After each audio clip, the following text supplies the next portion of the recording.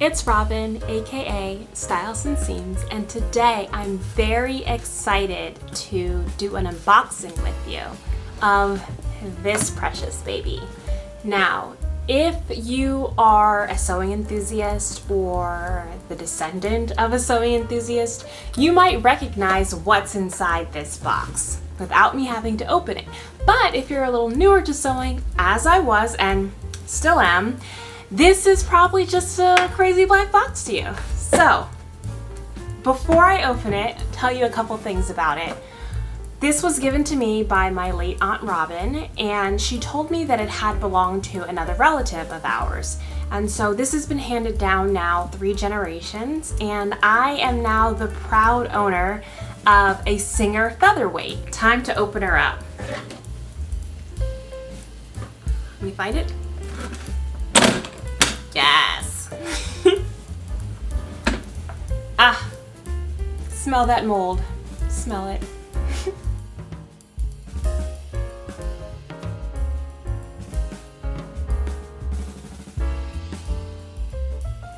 Welcome to my channel. I'm Robyn, also known as Styles and Seams. I have been sewing for about 4 years now, and I've always done so with kind of run-of-the-mill, basic, Amazon purchased, cheap, get my feet wet sewing machines. And so this is my very first vintage baby. I wanted to share this journey with you because I'm a noob when it comes to sewing machines, and I would love to get some information from you on more about it. Please subscribe to my channel, like, comment, and let me know all of the information about your Singer Featherweight so that I can soak that up and learn more.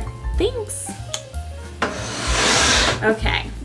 So I have opened this box before. I don't want to be too disingenuous, but I haven't tried to plug it in yet, and I haven't gone through what are all of the pieces and parts in the box. So what I'm going to do today is unpack her and see if I can get it operable to plug it in and maybe sew my first couple of stitches with it. The very first thing that I find in this box is the instruction manual.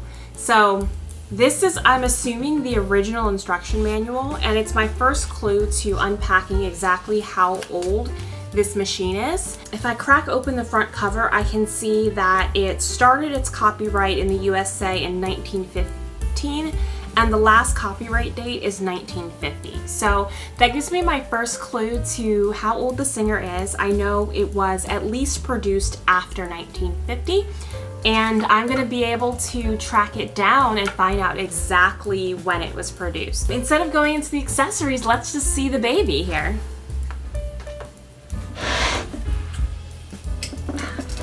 Oh, this is a stand-up 2-hand job. She's heavy. Yes. Okay. First impressions. Okay. So she's really pretty. Black body, gold details. That doesn't seem like it's been rubbed away too much. It's dusty for sure, but it still has a little bit of shine, so maybe I can just do, I don't know, wax or a little cleanup job to bring back the original glow. Honestly, my very first impression of this machine, because I know it was vintage, I thoroughly didn't expect it to be electric powered. I don't know why, but for some reason I was like, oh, there's a cord. This isn't a hand crank machine. There is an electric pedal here. Kind of interesting. It doesn't actually seem like the whole thing has a spring on it like I'm used to with my modern machines. There is a button in the front here that I suppose you use as your foot pedal, and it's just this little button up here. But while we're talking electricity, let's talk about the motor a little bit. So I'll swing her around. Singer sewing motor, blah-de-blah-de-blah. You don't care about that information. But she does have this compact little motor on it. And honestly, if you look at this, this is a kind of bitty machine compared to my body. So she's cute, she's compact. One thing that I've also just noticed here is that there is a screw that's meant to fit this light into the machine here where it says Singer. and it does seem like the screw has come off, so I'm gonna have to figure out a way to reattach that. It probably just means like removing the bulb and reattaching. But one thing that I have read you can do, I want to try my hand at that, is looking up the serial number and trying to deduce what year it was actually produced. So the way to do that is to find the serial number, which, oh, I can take the plug thing off so it's out of our way. Yeah, I'm gonna lift this up. I'm going to look at that pluggy bit. Definitely dirty. She's a dirty one. The serial bit is on the bottom. Okay, it's telling me AK and then a series of numbers that I'm not gonna read aloud because y'all need to know my number. I'm gonna go to the Singer Featherweight website right now. There is a website that I found online before, and I'm gonna try to figure out exactly what year this was made. Okay, so I have grabbed my handy computer and navigated to the Singer Featherweight website, singer-featherweight.com, where they have a blog post that helps you identify the year that your machine was made.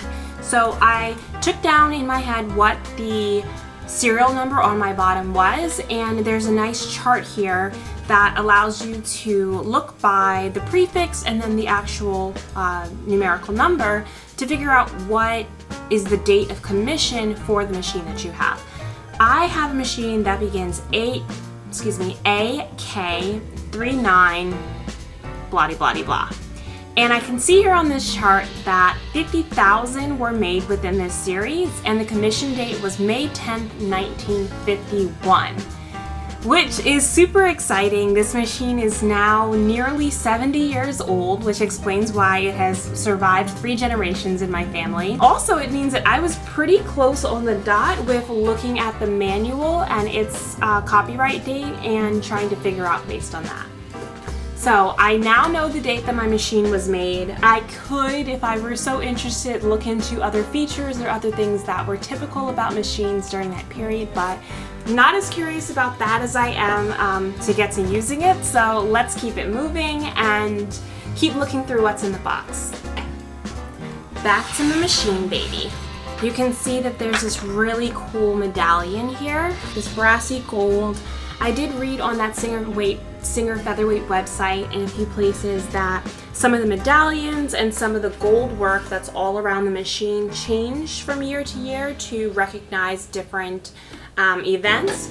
And another part of design that's changed through the years is this plate here in the front. Remember, this slides up, so this is nice and straight, vertical up and down. My plate here is sort of this striped striations, which is really pretty in chrome. And considering this machine is like 70 years old, again, like the needle plate here is nice and shiny, and this plate here is nice and shiny, and I'm very impressed with like the condition of the machine overall, save for a little bit of dust and dirt that like is normal to the machine, and you know, let's not worry about cleaning that up right here and now. So one thing that I needed to figure out about this machine is actually how to make it operate. And so there's some gears and stuff that are a little bit familiar, but I've never had a vintage machine before. And I've also never had a straight stitch machine before. So I want to thumb around a couple of these pieces and figure out what they do. I am not going to try to pretend like I'm an expert right now about what each of the pieces is, but this does seem to be a power button. This up here is, flip it around.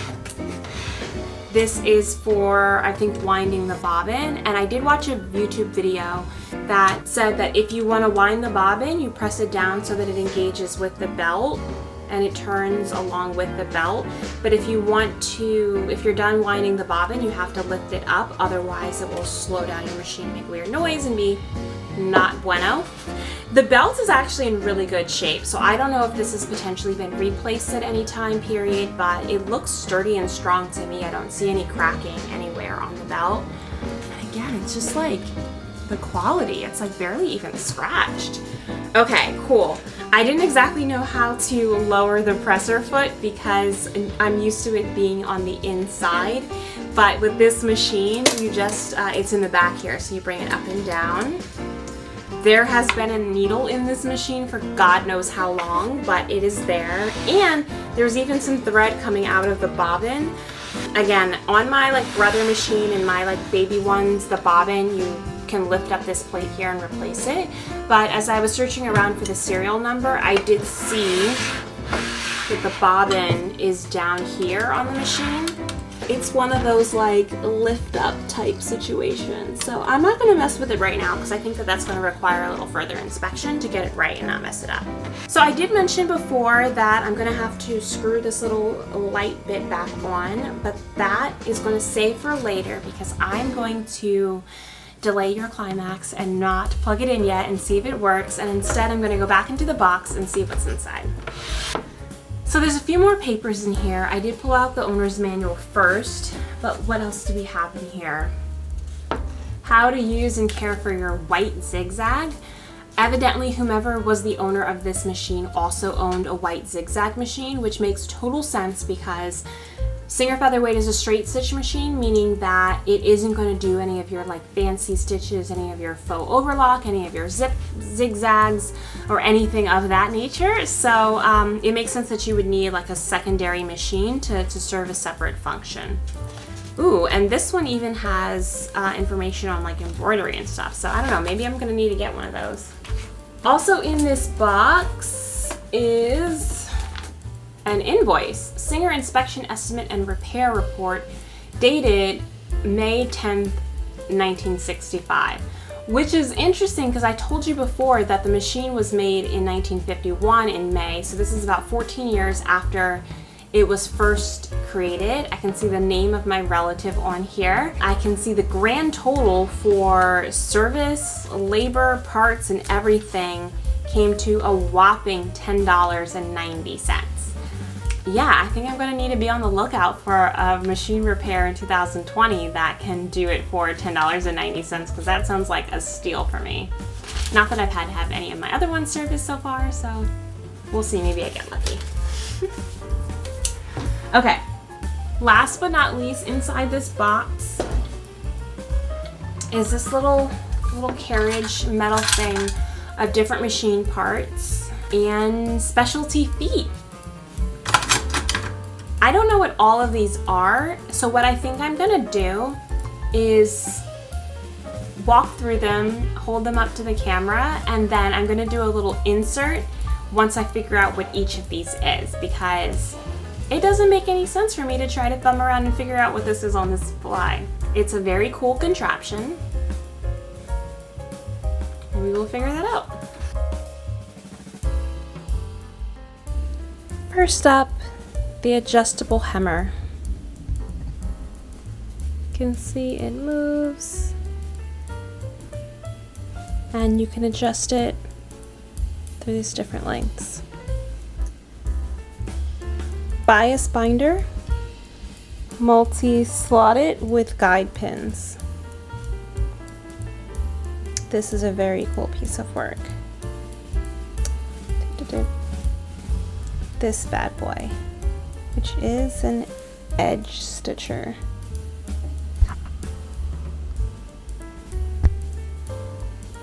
Next, the narrow hem foot.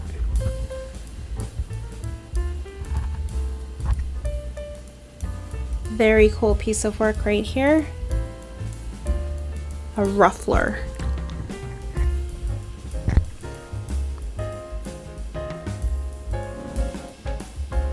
And last up,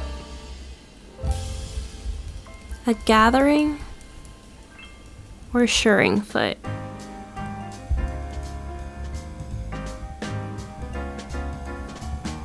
So that's it for the different machine feet. There's a couple other things in here that I think are really interesting. There are two different sizes of bobbins, one of which has some thread on it. So one of these works and the other one is going to mess up my machine if I try to use it. So I will not try to use it, and I will try to figure out what it is, which one is the correct one based on the ones in the machine. Oh, JK, there's a third one, and two of them that are threaded look the same. So I think we can figure out the odd man out. And then there's a couple of different needles in here that look très vintage. They have the same branding as the box, and they're still silver, a little rust maybe. But this one is a nice 60 to 80 cotton A&B silk needle, and there's just one needle in this one, and 60 to 80 cotton, 0 silk. Great to have some needles. What's really interesting about this is that even though my machine was made 7 years ago, these look to be the exact same type of needles as I use in my modern machine. And I have a very large needle stash, so I will do some comparing and a little bit of research, but I think I can use my same needles. And there's just one left in here, which definitely seems like it was produced at a later date because it's in this plastic case.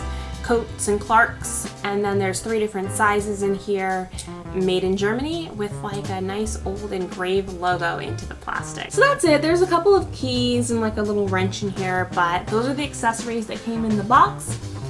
And I think that that means that there is nothing holding us back from trying to plug her in and seeing how she does. Before I plug her in, I know I just told you I was going to, I just want to try one thing. I want to see how the gears move, how everything moves together when I hand crank it, because if there's something major happening, that's a problem. I would be able to see that before putting force behind it with the foot pedal. So I am going to just pull it towards myself, which is the correct way of motion. And I'm watching and very excited to see that the needle is very smoothly going up and down. And it is doing so silently. Yes, okay. The presser foot is going up and down and back and forth as I do this. Beautiful. We're gonna plug it in. Okay, so before I plug it in, I'm just gonna do a double check and make sure that the plug doesn't look like it has any wires sticking out, it's not moist in any way, and I'm not gonna electrocute myself. This is an old machine, you never know. And yes, okay, there's a power switch. Let's try that before I call my judgment. Yes, did you see that? Light? Yes, I know that the power works now. Let me try pressing this button on the foot pedal.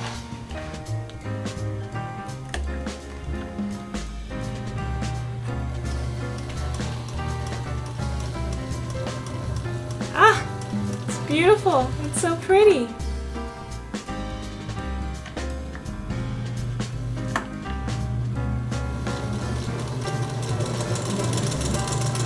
Max speed. Okay, cool. That's exactly what I wanted to hear. Nothing sounds out of whack. It doesn't sound crazy. It's not crickety. And the needle's going up and down without like incident. So that is the best possible outcome. I think I'm gonna be bold. It's got something in the bobbin. I think I'm gonna try to thread this machine and see if I can just do a couple of little stitches and some test scrap of cotton. Let's see what it does. All right, I'm not assuming I know how to thread this machine. Let me turn it off first so I don't stab myself. And find the instructions for threading it. Oh, this looks... I will have to figure out how to wind the bobbin at a later date because that looks intense. Okay, up for threading.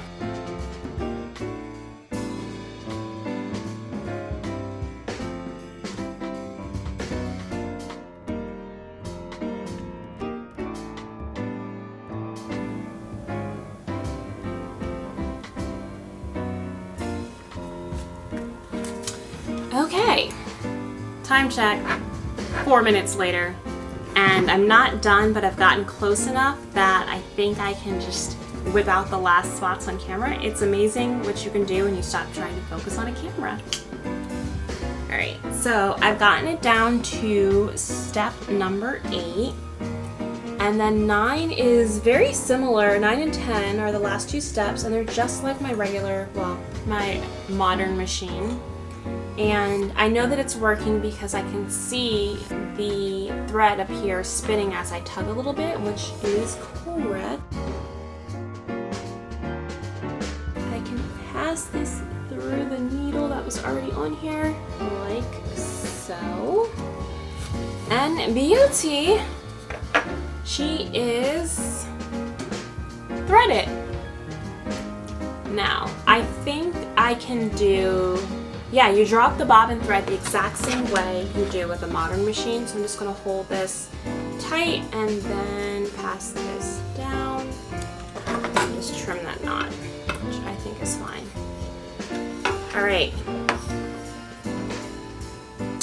time to check it out and see if it'll work. I just wanna do a very light dusting first. I'm just going to cut a little bit of this fabric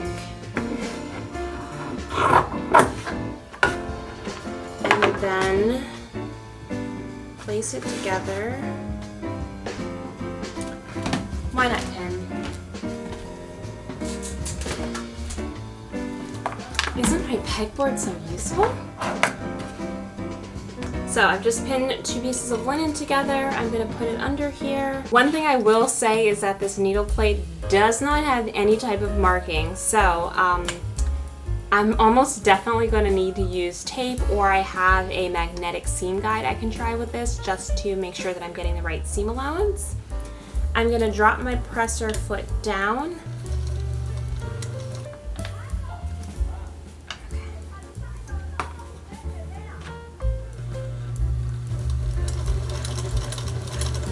Look at those feed dogs moving my fabric.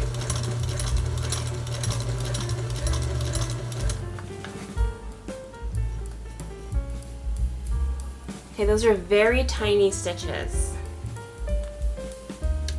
And I'm assuming this is the adjustment for the stitch length, perhaps. So I had it all the way down. I'm gonna raise it up to the top and see what it does.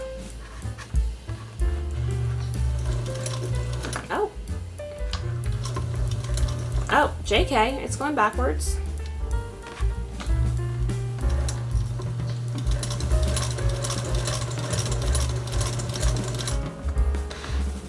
Let's put this down on the floor now that I see that it works.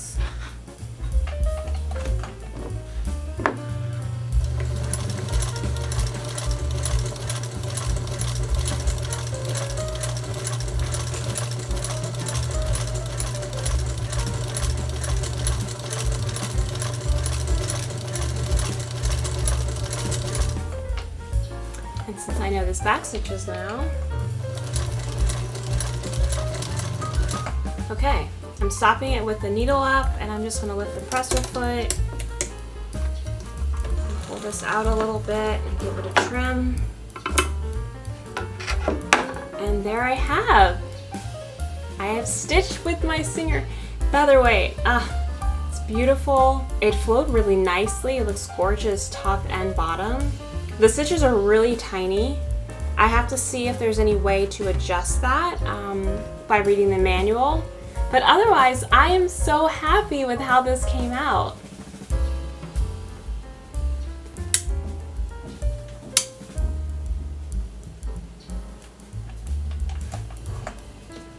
I think I just realized that this switch is for the light, but the power is on when it's plugged in regardless. So note to self, don't step on the foot while you're threading the needle, because you could still hurt yourself.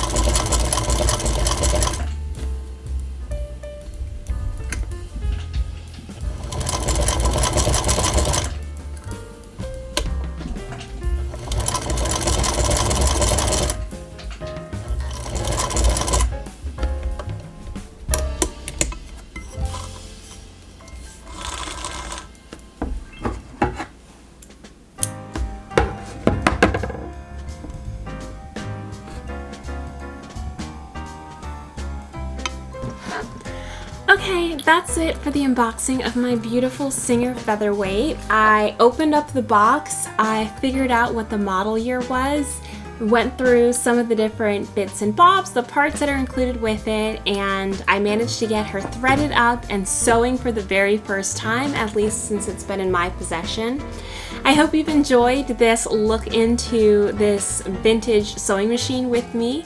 I'm really excited to share this journey with you, and again, I don't know very much about this machine, what she's good for, what I can potentially use this for instead of any of my more modern sewing machines. So if you have thoughts, if you're a Singer Featherweight owner, if you've always wanted to be a Singer Featherweight owner, if you know anything about this machine that you think I should definitely know, please, please, please send me that information in the comments below. Very excited to learn more and read more about it, and potentially to sew my first garment with a vintage machine. If you have ideas of what you think my first garment with this machine should be, also please let me know, because I would love to make something that you're super curious about as well. That's it for me today. Thanks for watching this until the end. Please like, comment, and subscribe to let me know that you enjoyed this video, and check out my older videos that I have up on this channel, and stay tuned for what's to come. Thanks again for watching. Goodbye.